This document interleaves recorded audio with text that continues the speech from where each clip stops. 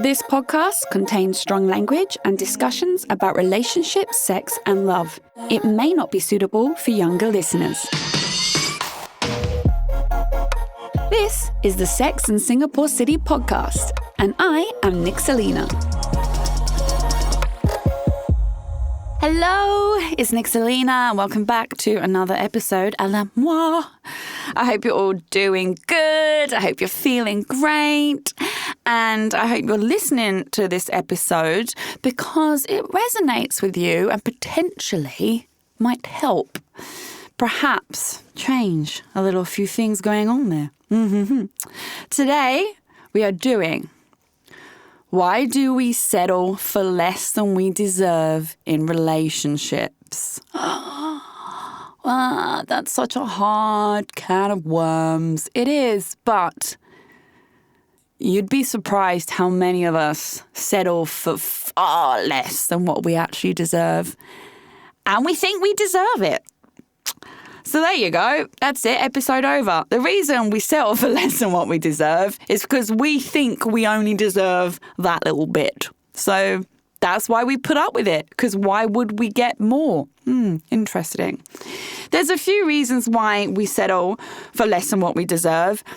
And it's something that I talk a lot with my girlfriends, especially my single ones, when they come to me with like the guys that they're dating or met this guy on Tinder, you know the story.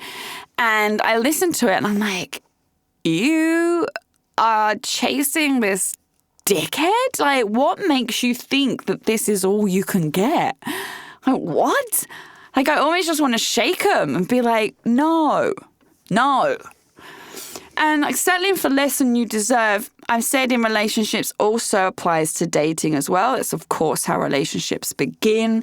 And that's where the bar is set. When you first talk to someone on dating apps or in person, when you first go on the first few dates, that is when you start ingraining into that coupling what you feel you deserve and how you will let them treat you. So why do we settle for less? Okay, let's have a look into it, shall we? Deep dive! First off, we have rose-tinted glasses, aka denial of reality. This will be that you will only see what you want to see or how the person has convinced you that they are, not the reality of who they are. Happened to me many, many times before. And hands up, I'm putting my hands up in the studio here. Hands up, I always was desperate for a partner. Desperate. Like, I use the word desperate. It's awful. I was for a partner in my whole 20s. And every time I saw someone on dating apps that I liked or in person, I think I would half create a person in my head that they weren't. I always had rose-tinted glasses on and then I would put them on pedestals and find reasons to think they're fabulous. And then, of course, cracks would show and it turns out they're not, or, it didn't even end up in a relationship. I was used for sex for a few months or whatever it was, and then I'd see the reality. Only once you then are emotionally taken out of that situation do you look back and be like, what the fuck was I thinking? And so many of my exes, bless you guys, not even physically attractive enough. And they treated me like shit. And they were quite ugly. Or I went through my little modelizing phase when I was in London, where I only dated the most insanely good-looking men. And I would then attach in my head a personality that suits me that they're not. Example, one model was flaky as fuck, clearly not attachment material, clearly not boyfriend material. Fun guy, still really liked the dude, but no, is any sort of, no. In my head, I was like, viewing him as this oh my God, you're incredible, you're so funny, I can chill out with you without makeup on and I don't feel self-conscious and aren't you so great? And just saw him through rose-tinted glasses, not the kind of let's just fucking go kind of guy, which he was. So yeah, I did that a lot. And it's very hard to get out of that situation, get out of your own head, especially when you are in this weird, desperate need to be in a relationship. This takes me to my next point, which is unhealthy attachment styles. This idea is that another will make you whole, and you are less of a person on your own. So I had an unhealthy attachment style, which of course, I had no idea at the time. I didn't bother reading up any of this. So you kind of don't really realize, but you have to start looking at patterns and, it will come to surface. But this is just I'm not whole until I'm in a relationship. I am not whole. Someone else will complete me. Having a partner to love me and me love them is the ideal state, and I'm not living in the ideal state until I have that. That unhealthy attachment style will then make you see someone in the way you want and idolize them in your head, because then that makes it okay that you're, putting up with less than you deserve because at least that person's there and this is what I should have and I should be in a relationship. So it kind of almost doesn't matter to you the level and quality of the relationship, just the fact that you have one. And you will probably find, if you're in this kind of mindset as well, that you attach yourself to people very quickly, and it's you don't really even know this person ins and outs, and you offer yourself freely everything. I'll give you everything when you haven't even asked for anything back. You haven't even set parameters of what you would like from the relationship. It's all about what you can give them. The next point is you could be in a relationship for all the wrong reasons. Maybe your family only detail you as get married, find a happy partner, be happy, have a home. Maybe there's pressures there. Maybe you're in a relationship because you want constant access to sex. Maybe that's purely physical for you. Maybe you're in a relationship because maybe you just got into one and it kind of just drifted too far, and then the next thing you know, it's 2 or 3 years down the line, you're like, fuck, this was not my original intention. Maybe you're in a relationship because the person's very controlling and they've made you feel that there's no life without them. You could be in a relationship for all the wrong reasons, and therefore you're settling for less than what you deserve. There's also goes on to age and social pressures, okay? So you could be in a relationship because you feel, well, I'm 50, or I'm 30, or I'm 40, I'm past the 20s, I'm past the fun stage. What do I do? I should be with someone by now. The social pressures is ridiculous. I should be this, I should be that. Why am I not married? Then what you do is you cling on to the next available person that can fill that gap and make that kind of idyllic dream idea come true for you.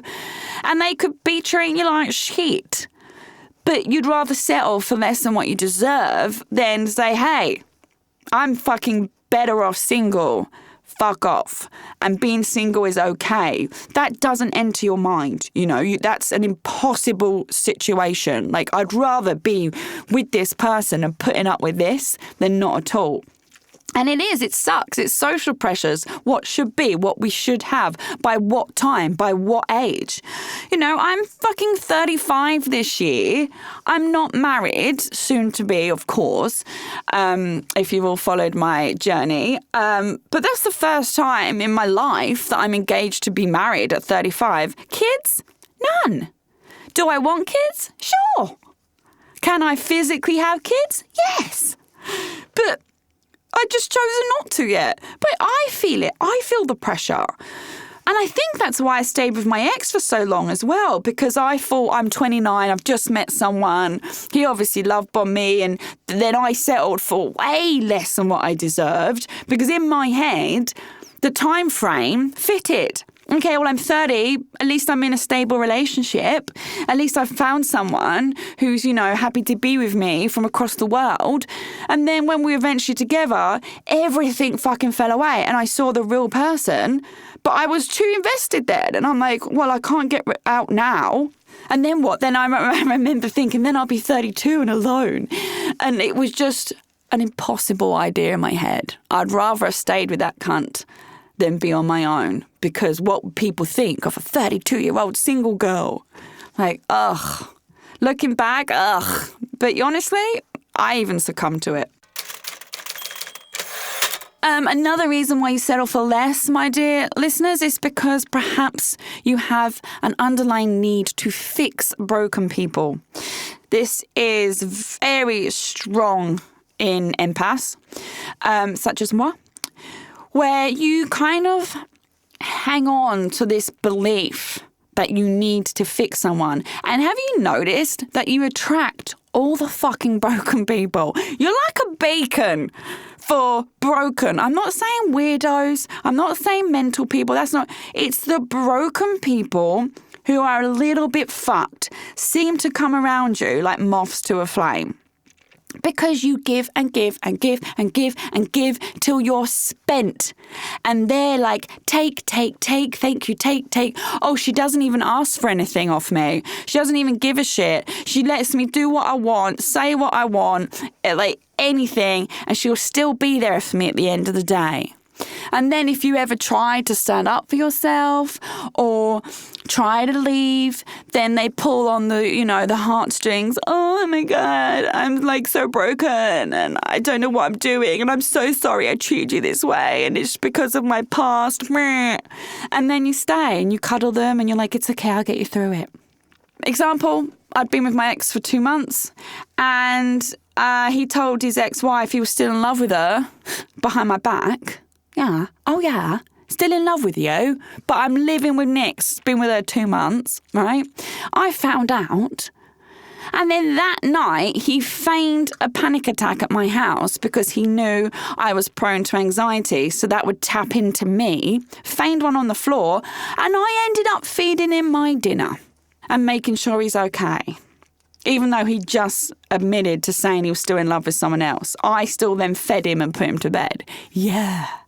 Mark. That's what empaths do. Narcs seek you out, honestly.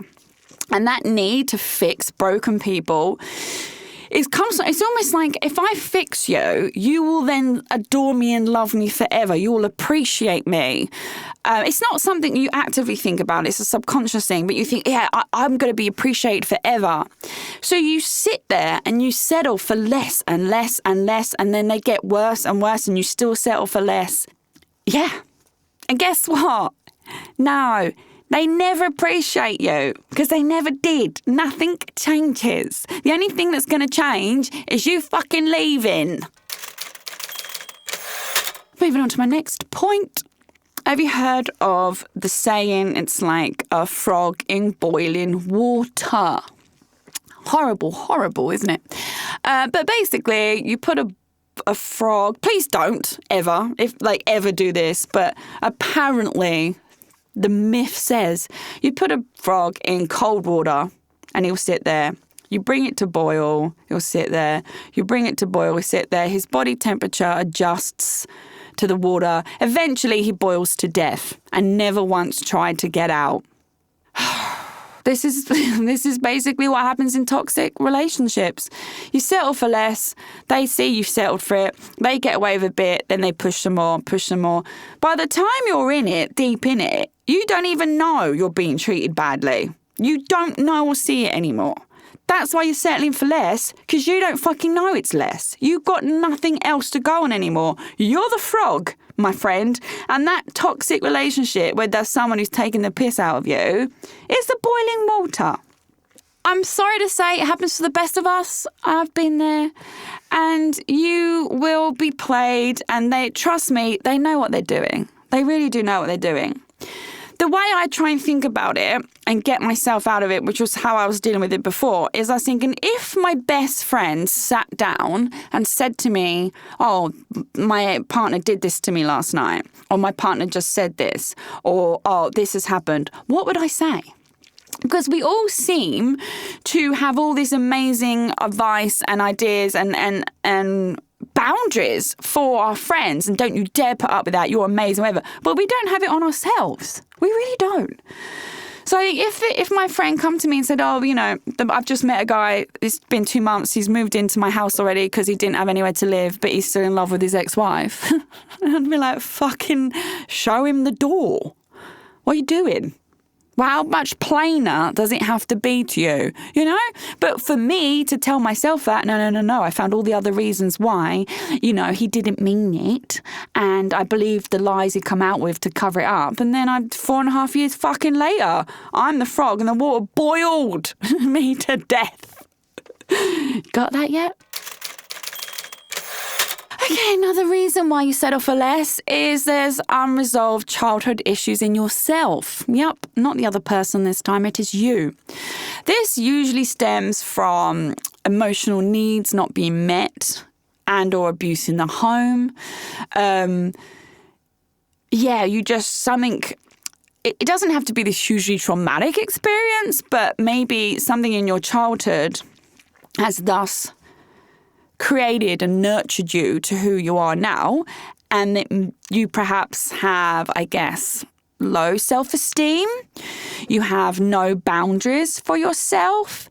For instance, maybe someone when you grew up constantly told you you're selfish. You're selfish, you're selfish, you're selfish. Maybe that was like a narrative always played.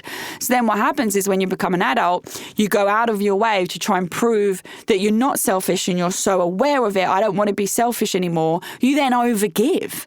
And then you're the giver. And actually, maybe you weren't selfish. Maybe you were just a kid.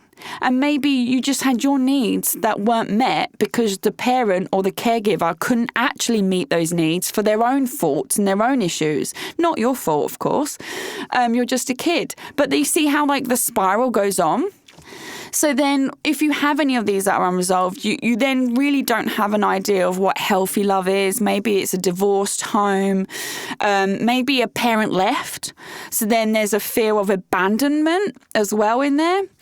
And all of that messiness then leads to you seeking out unavailable love and latching on to people who are not available and trying your hardest to fix that person and not putting yourself first and having no boundaries on your own needs and deserves and wants.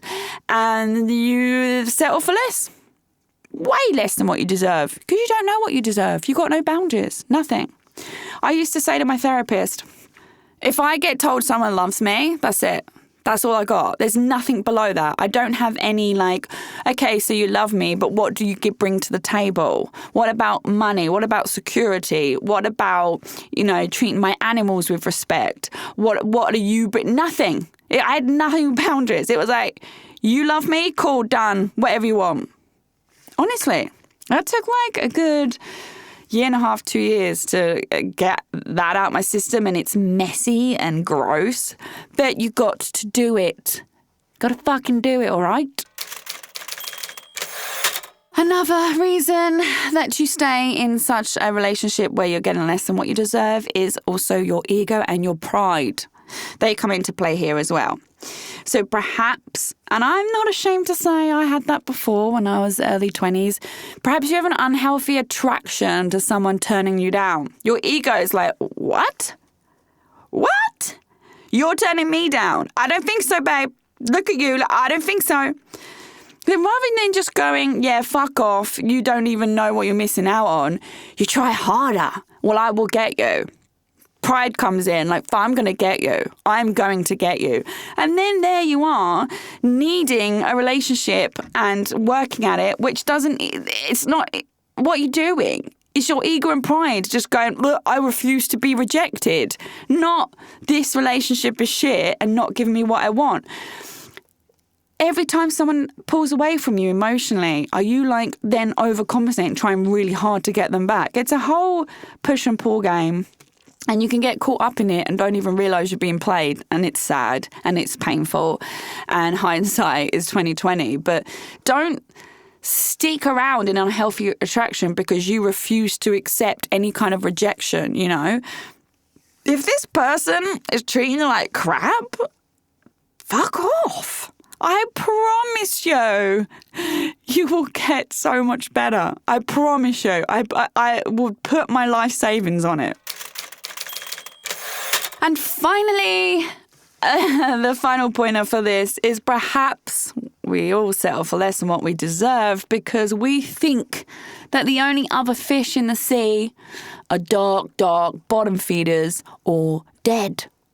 You obviously heard the saying, there's other fish in the sea. There's loads of other fish in the sea. Babe, there are other fish in the sea. Leave it. There are other fish, right? And then you look around you and you look on Tinder and you're like, have you seen the fucking state of these fish? I don't want it. What seas are you all fucking swimming in? Because the one I've got, there is nothing. So what you do is you then stick at what you've got because you're like, well, what the fuck else is there? And this is why part of me hates dating apps because it really amplifies on dating apps. You end up, oh God, before I met my fiance, the kind of men that I was swiping to in Singapore, and I remember saying to my mate, like, I won't touch them with a barge pole in London, but it's sort of like all I got. It's like the lesser of two evils, isn't it? And even then, I would be like trying to be proactive and going on dates and they'll be like, oh, yeah, no, or like just fizzle out or WhatsApp me and then leave it 5 weeks and WhatsApp me. And I remember one sent me countless photos of his cat, right? Oh, dating. Countless photos of his cats. Never asked me out. It was this little video gamer, attractive guy, but never asked me out, but would WhatsApp me and like chat all day. But I was like, got to the point, I was like, dude, are we going to go on a date? Because you've been WhatsApping me for 3 weeks now. Your cats look great. I love cats, don't get me wrong. It's not negative, but when are you going to ask me out? Yeah, it never happened. Yep. He said something like, oh, I expected you lady folk to be put off or something if, you know, we're too forwards or something really weird like that. That's when I was like, brush, bye. Yeah, last time I spoke to him. But that causes you to stick with the shit because you look around and you're like, well, this is all I got. What else is there? And it sucks, but unfortunately is another... I laugh because, you know, God love us all. We got what we got on it. It's another reason why we stick for what we don't deserve in relationships because we don't see anything out there for us that's any better. Anyway, I hope this has helped. There are some deep things going on in this episode, and I think if you resonate with some of this, then you should definitely start doing some research and some work on yourself. Please know that we all deserve exactly what we put into our relationship.